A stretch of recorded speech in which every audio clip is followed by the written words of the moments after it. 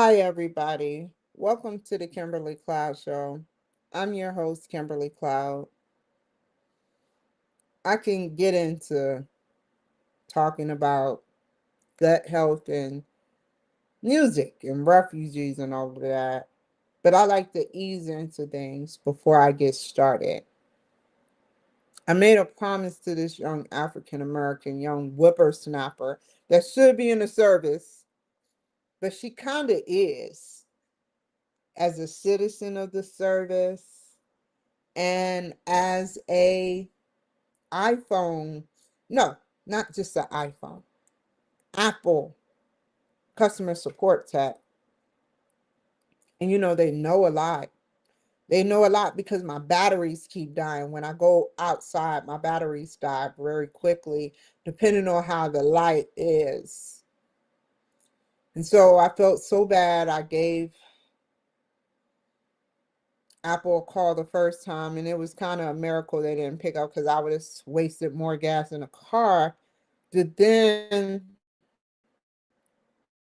I said, you know what, I'm going to take my situation to the inside of the house. I looked at some things, and then I called, and I got this young lady, well, one man that took me to this young whippersnapper African American that believes hard in family and values. She is an omnivert, and she told me one wild story, y'all. This support customer agent about going out to the wild. She has a great family. Going out to the wild and seeing a black bear. I think she said her mother was like, "We don't have to go nowhere." And as soon as it was like 3 cars. They drove 3 cars. They go deep. They drove 3 cars. She made my day telling me her stories and wouldn't even quit. And she told me they rode 3 cars deep. So I'm like, wow. And she said she saw a lot of, it was cold, and she saw a lot of deer and different things. And she was such a comedian. I told her she was a comedian because she said the bear was circling the perimeter. It was so hilarious. She had me laughing. She had me laughing. And so I'm like, wow. And I told her, be thankful of your family, and she's very well educated and independent. And I'm like, damn, her family deserves an award. I endorse this. Her only outlets are friends and family.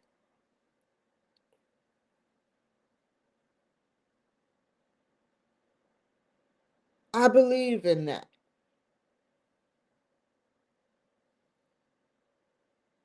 I hope, like I said many of times on the phone, that you take care and may God.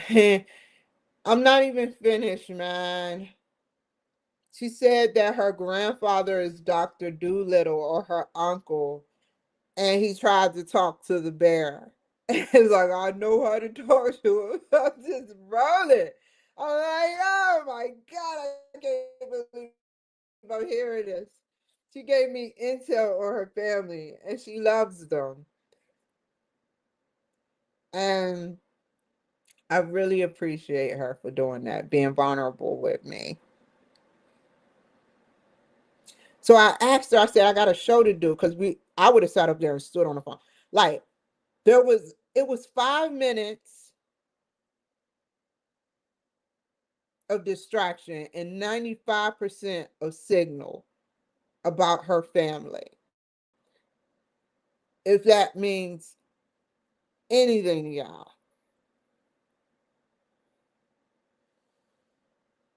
Tonight we're talking about health, music, education, and opportunity. Hi, Pamela.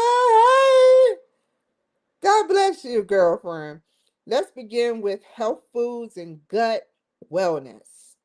Many Americans now hear the terms prebiotics, probiotics. I should have knew this word, and postbiotics. But what do they actually mean? Prebiotics are the nutrients and fibers that feed healthy bacteria inside the gut. So that's like bananas, oats, onions, garlic, asparagus contain natural prebiotics. I have let me show you something.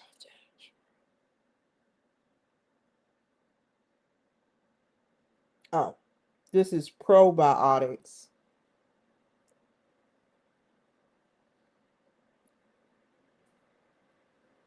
Moving on. Probiotics are the healthy live bacteria themselves.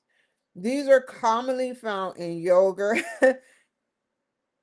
How you pronounce that, baby?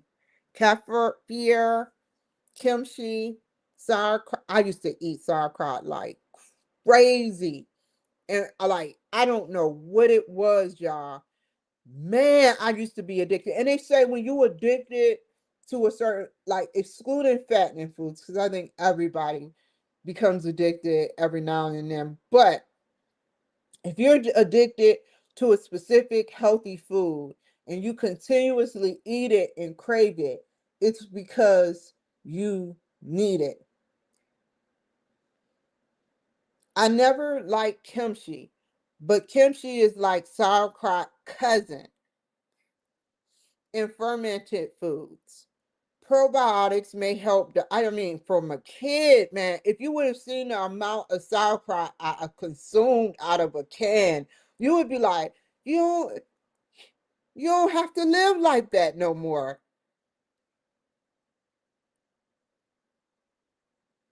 That's all only thing I can have to my disposal. But probiotics, which I'm looking at right now, may help with digestion, immune support, and overall gut balance. Postbiotics are the healthy compounds created after probiotics,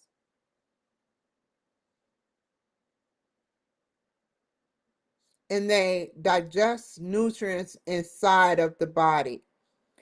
I drank a postbiotic drink today. Researchers believe postbiotics may help support inflammation control, immunity, and I needed it too. And it did help with inflammation of it's not my ankles, it's like the top, not the tip of my toe, but the very opposite end of my foot, near my ankle, north, if that or north south.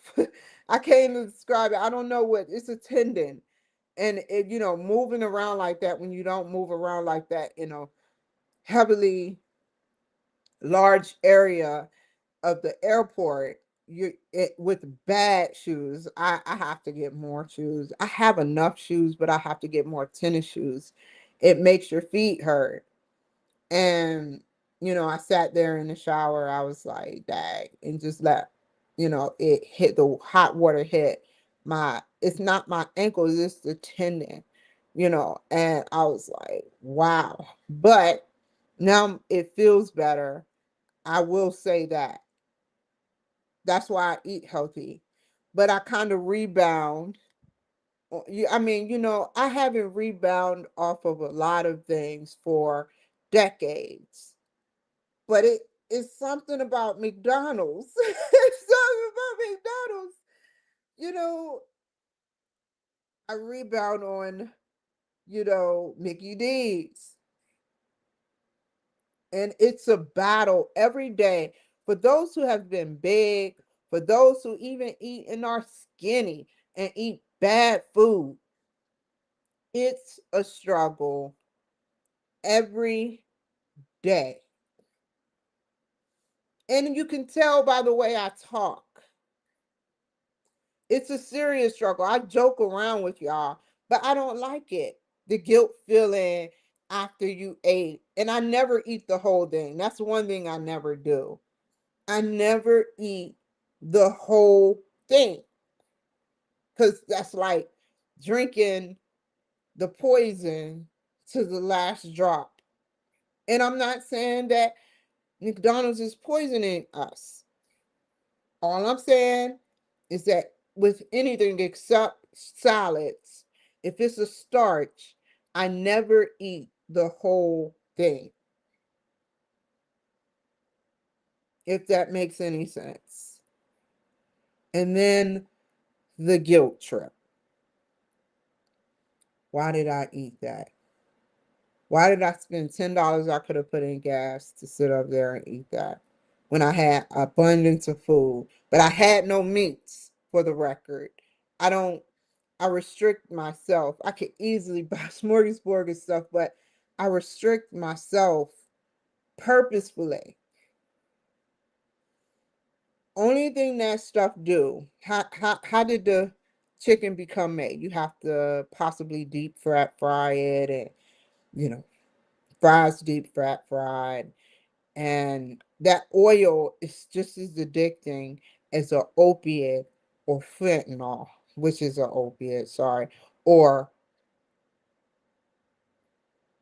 an amphetamine, or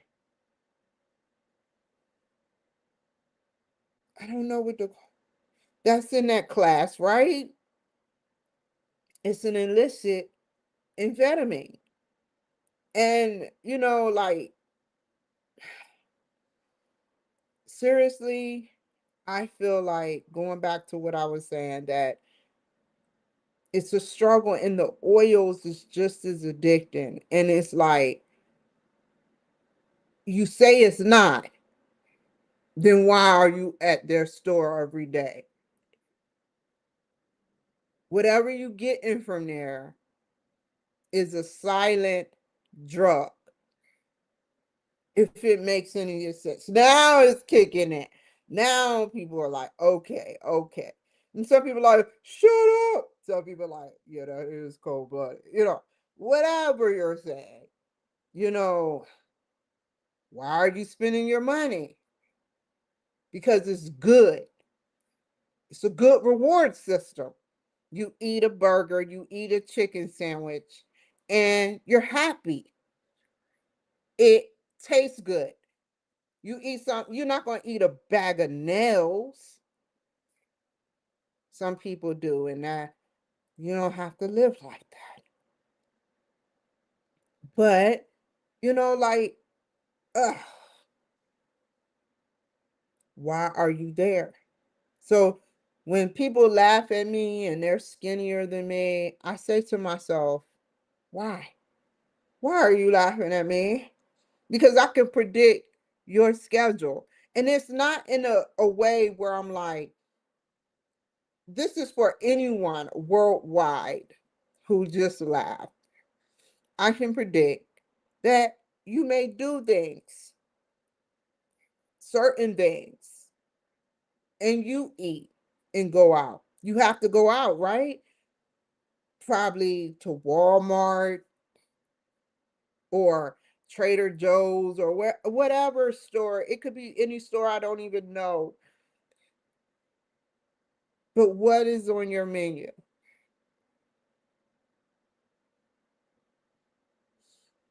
You got to be careful what you feed your children. You got to be careful what you feed your friends, family.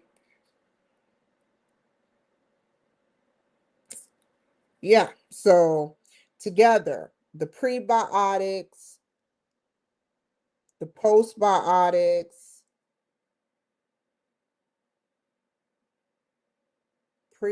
post. I'm trying to think of it off the top of my head. Pre is before, post is after,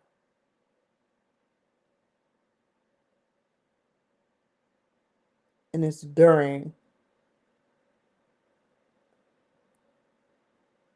Hold on, y'all. Pro. Pre, post, pro. Pro is the middle one. I have to remember. This is scientific. I'm trying to internalize this, you guys. Pro is what we use on a daily basis with yogurt. Post is the compounds of the probiotics digest, which I drunk that today. And prebiotics are like bananas and all of that. So let's move on because I have something I wanted to read to you guys, and it's right here. I was on the plane yesterday, and I was like reading and circling and reading and circling and reading and circling. And I read to the best of my ability what I could. And this guy is an amazing, talented guy. I'm trying to figure out Hans Zimmer. And I want to read it to you guys, but before I do, it was in USA Today. Um,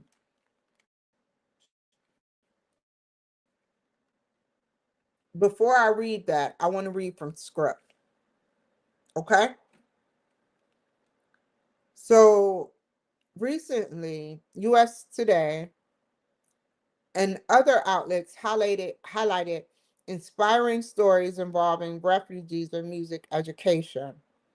One story involved musicians and refugees who came to America after fleeing conflict and hardship. Many found healing, opportunity, and purpose through music. Some began learning instruments at a very young age or at very young ages and later mastered them through modern learning methods focused on repetition, listening, and simplified techniques instead of only traditional classical training. Now, music education itself is evolving.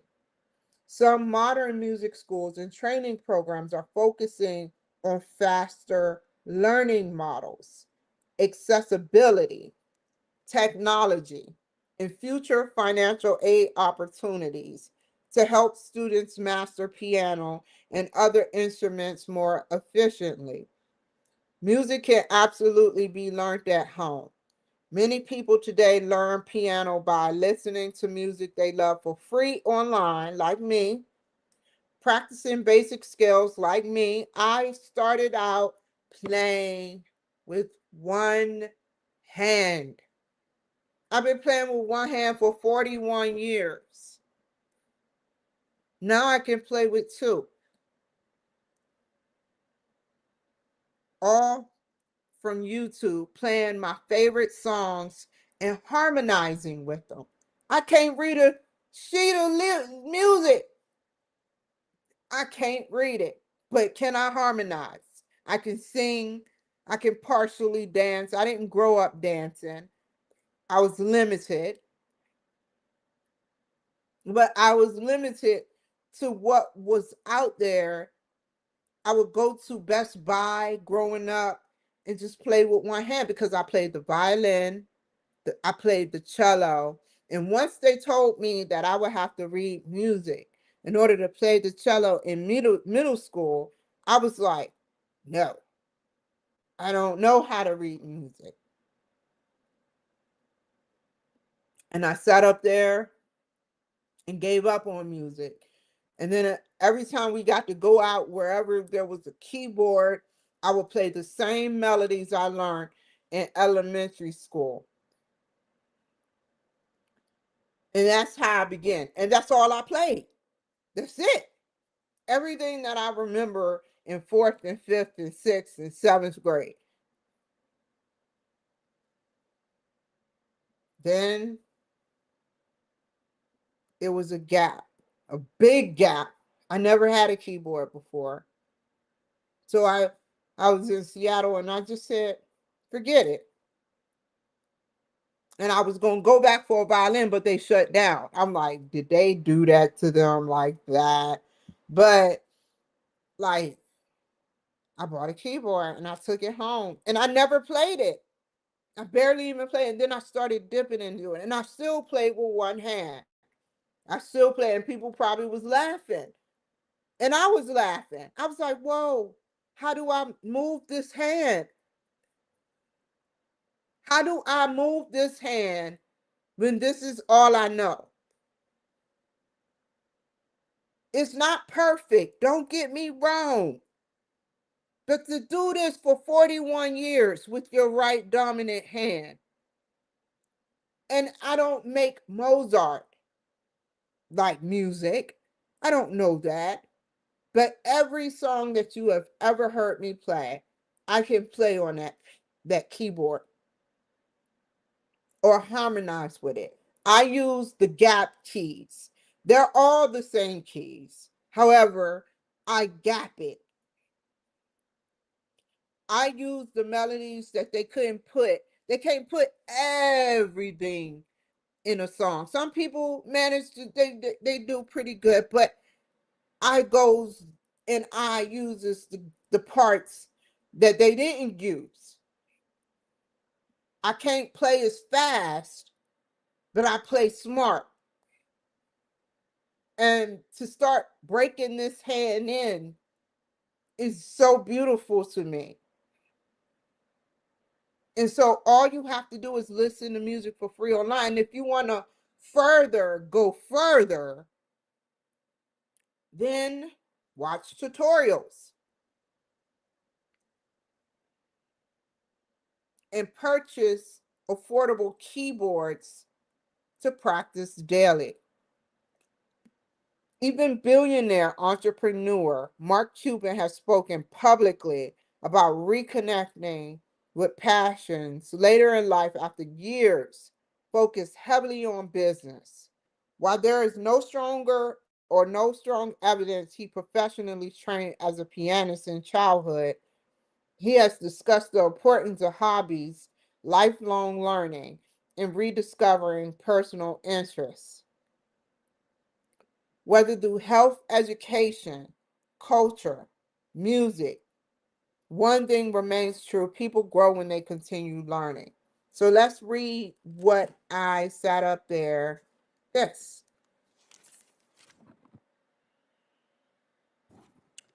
So here's the picture.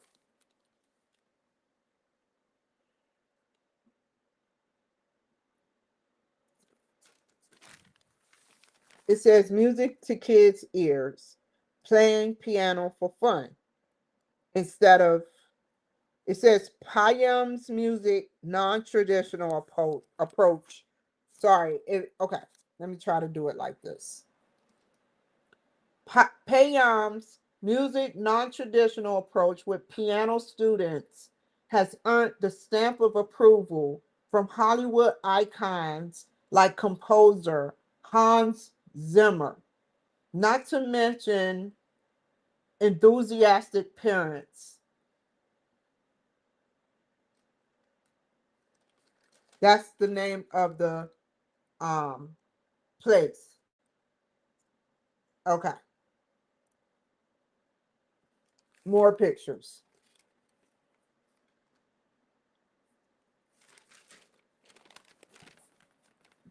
Darius Partavi started taking lessons in classical piano when he was 7, but he grew restless and gave them up. It wasn't until COVID-19 shut down schools that he returned to his keyboard out of boredom.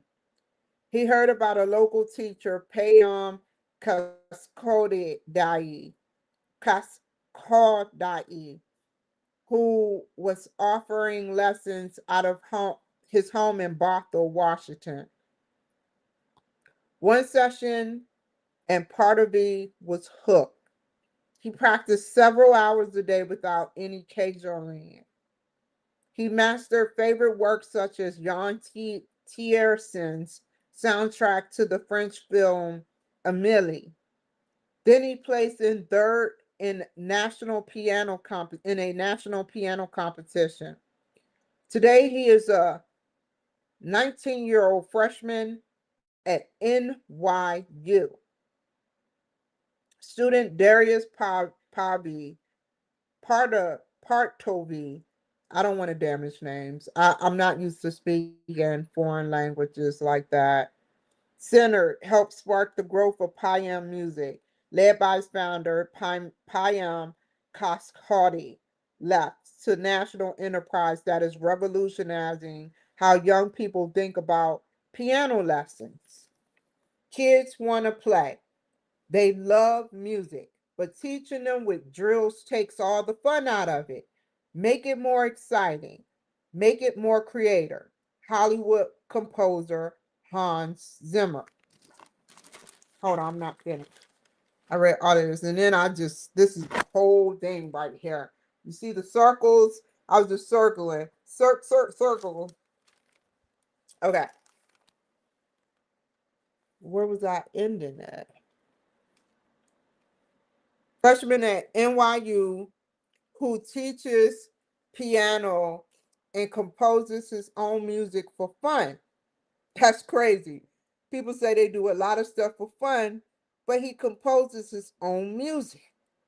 His father, Haley Partovi, a Harvard educated technology entrepreneur who sold his startup to Microsoft for 800 million and invested early in Facebook and Airbnb, marveled at his son's transformation. Partovi was the driving force behind Code.org, a nonprofit that introduced millions of kids to coding by making it easier and more fun to learn. And he was intrigued by the similarities in the 32-year-old piano teacher's approach. The son of Iranian immigrants, Kost Kodai, devised the teacher method his students loved. They learned to play music before they learned to read it with a notation system based on languages they already know. And that's what I do. They're ABCs and one, two, threes. And instead of the standard repertoire of Bach and Brahms, his students chose their favorite songs, just like Partovi turned to Minecraft and Angry Birds to make computer science more appealing to the kids. The results spoke for themselves. Not only were the kids learning the piano more easily at Payam Music, but they were no longer dreaded lessons and fewer quit. The tiny school with just 5 musical rooms had a long waiting list and enthusiastic reviews from parents. Part of being an investor with a knack for sniffing out the opportunity saw potential. He started by advising Cascardier how to grow his business. Then he doubled down, signing on as CEO and turning to his powerful network to raise an initial investment in the single digit millions from technology and Hollywood heavyweights like billionaire investor Mark Cuban and Hollywood composer Hans Zimmer. That seed money is financing an ambitious expansion plan that calls for hundreds of piano schools across the country. It's unusual gambit for Partovi. It's an unusual gambit for Partovi, but his goal for Payam Music is classic Silicon Valley in scale. To take a tiny school in Washington state and build it into the first national piano school. I love the idea of helping children. And I also love that no one else is doing this, Part of B tells USA Today in an exclusive interview. There are so many other startup ideas and venture ideas that have lots and lots of competitors clamoring for attention. But my guess is I am the first person pitching you to write a story about piano school. It's not about what anyone would expect as a business. And it's and the freshness of that, the idea that you can take something that is 300 years old and do something different and better is energizing to me. Speculative bets that tinker with status quo are the hallmark of big tech, and part of me is far from the first to take a flyer on a lofty idea. But Silicon Valley know how enough to transfer a small cottage industry into a thriving national business. Almost everything could be disrupted theoretically. Stanford University business professor Ayla Strabulove says. Cascade, I know I'm damaging this guy's name, took up the piano when he was 3. By the time he was 6, he could play just about anything.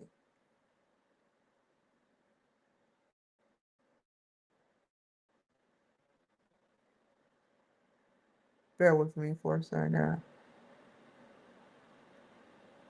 But as he got older, his interests just waned.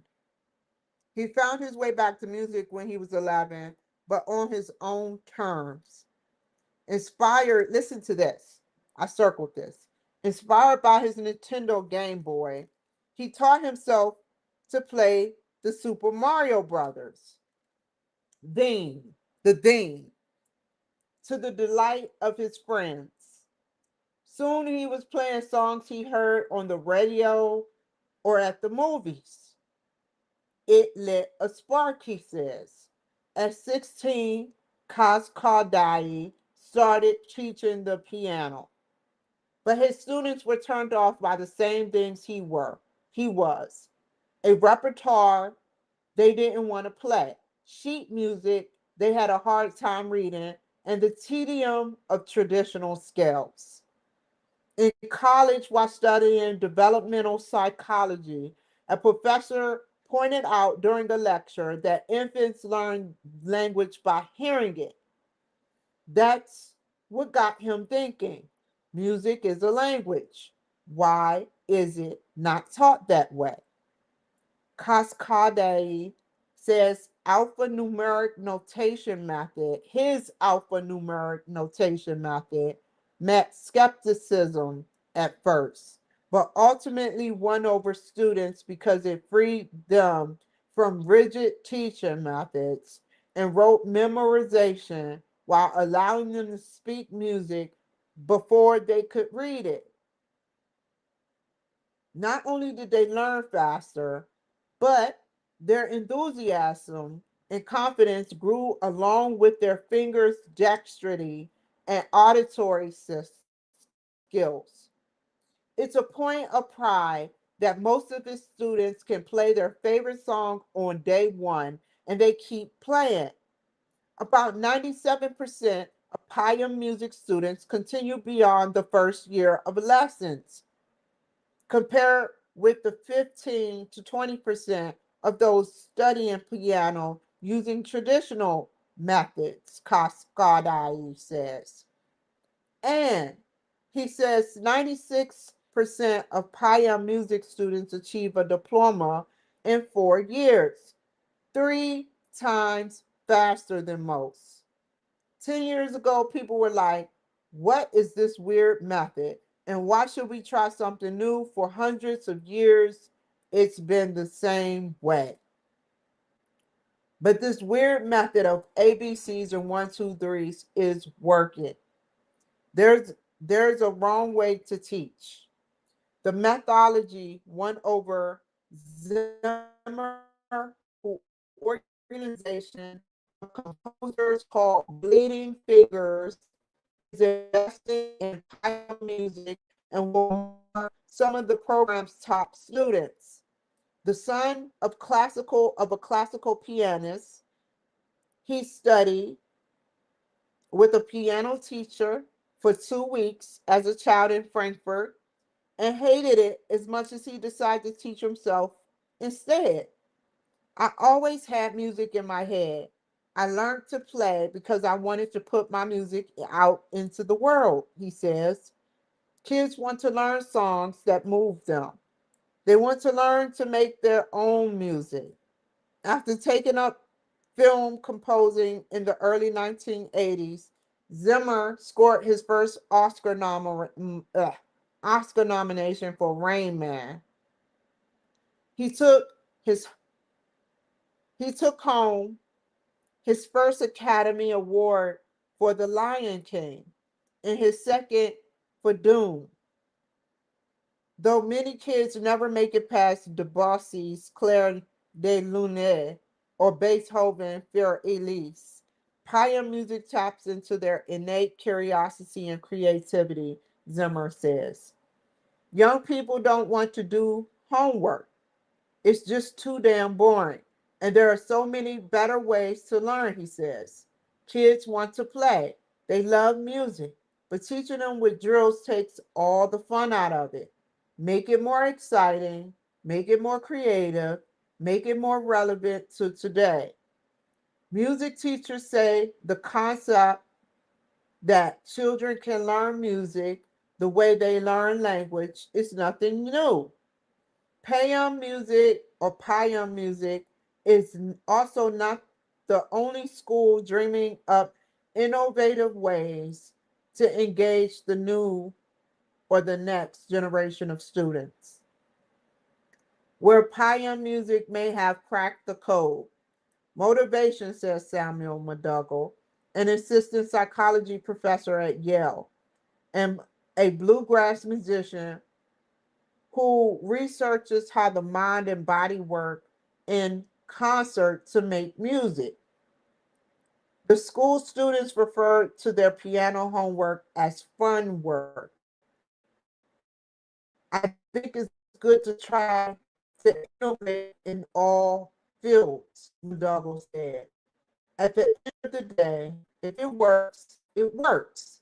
Mark Cuban, the former majority or owner of the NBA Dallas Mavericks and its retired investment investor for ABC's reality TV series Shark Tank, took piano lessons when he was 9. His mother hounded him to practice at least an hour a day. They lasted only 6 months. He continued to play on his own. I circled it. He played Led Zeppelin's Stairway to Heaven, and that was his favorite go-to song in college. His love for the piano was lifelong, but his days ended. He was convinced the Payam method would have given him the motivation to pursue it. He's convinced the Payam method would have given him the motivation to pursue it. The reason I had to read that twice. The reason I invested and the reason why I think this is so amazing is I know what it did for me in terms of confidence, in terms of always having an outlet. Literally, when I had nothing, I made sure I had a keyboard just because it's a chance to just express yourself in ways that allow you to feel things that you may not be able to communicate otherwise, Cuban says. By simplifying it and having the schools, you get kids out of the house, you get kids away from their electronic devices, but you also give them a unique sense of confidence in a unique way to express themselves. All right, hold on. The way, the only, I was trying to see right here because I'm right here. I'm like, where do I go? Hold on. Express themselves that only someone who plays an instrument truly understands. Joy without screens. Music has been a constant since childhood for part of it, too. Him and his twin brother, Ali, learned to play the piano as children when they were stuck at home in war torn Iran after the Islamic Revolution. At first, their father cut out musical notes and taped them to the piano keys so they could teach themselves to play. Then he got them a piano teacher. After immigrating to the United States, the family moved to Pardovi's grandmother and lived in a single room. No longer able to afford a piano or lessons, Pardovi continued to play on his own. Over the years, the piano became an emotional outlet for Pardovi, who composes his own music. In a world increasingly subsumed by the technology he has spent his career developing,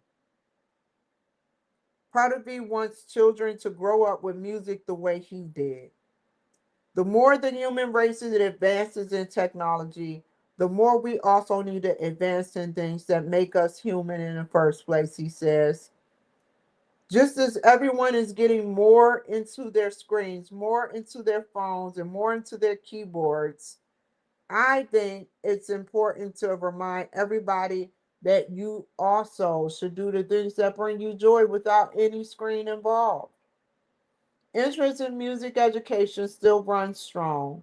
About half the parents, 54%, sign their kids up for music, dance, art lessons, and parents who have more education and disposable income enroll their children at even higher rates, according to Pew Research Center. The National Center for Education Statistics found that, and I've circled this, found that about 1.3 million students that are enrolled in piano lessons at the elementary, um, not that, 1.3 million students are enrolled in piano lessons at the university, at the elementary, middle, high school levels, sorry, with school budget cuts to arts, which is not good. Parents are increasingly turning to private lessons. I was in a art program. These lessons generate annual revenue of 725 million, almost $1 billion. But piano lessons make up just 83 million of that, according to market research IBIS World.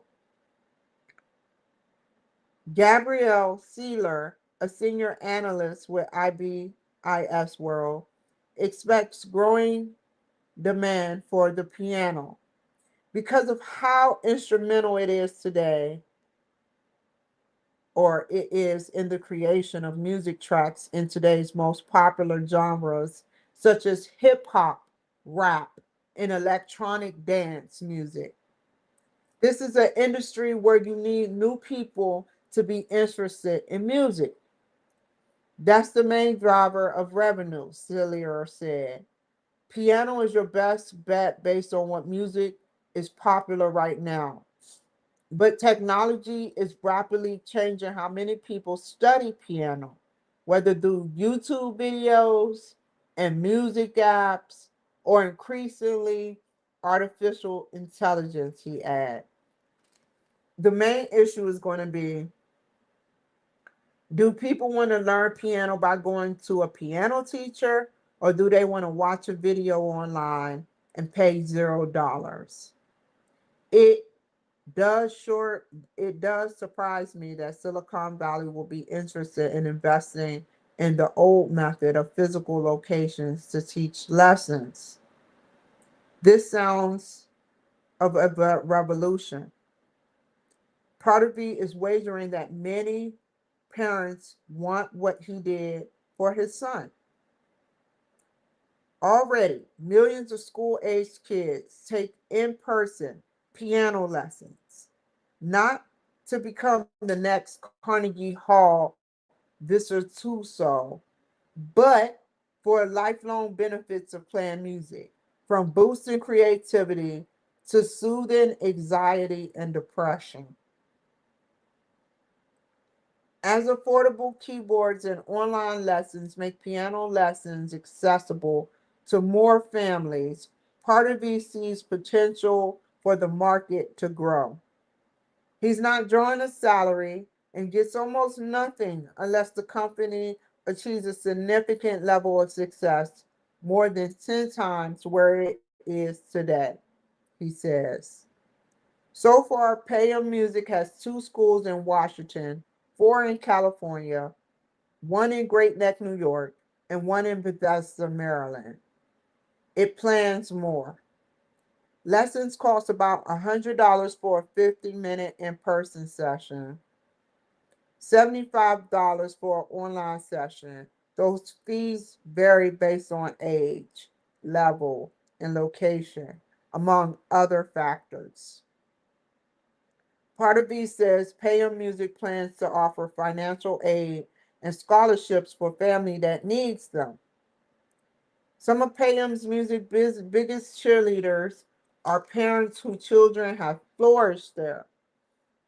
Afshin Adam Safri, a software engineer at Salesforce, says his daughter is now a teacher at Payam Music while studying computer science at the University of Washington, and his son, still in high school, is progressing quickly. Safra, Saf, is such an evangelist that he begged Dai to invest in Payam Music seed round. According to Payam Music, half of the investors are parents at that school. The music industry is ready for disruption, Safiri says. After centuries, it should change for the better. This was worth reading. Like, imagine that, man. A lot of people like, I don't have the time. Make time for creativity of abundance and everything else to create music. Like, who wouldn't want to be a composer? You're a creator of music. You are creating a tune, a new tune that may sound similar to something else, but it's your creation based on what you've heard all your life. Not to say we must give up on people like Beethoven or something. We just have to get a feel for hearing the music and playing the music versus reading and trying to be perfecto at it. So I hope this helps. You guys take care, be safe, and I will definitely see you guys another time. Take care. Bye.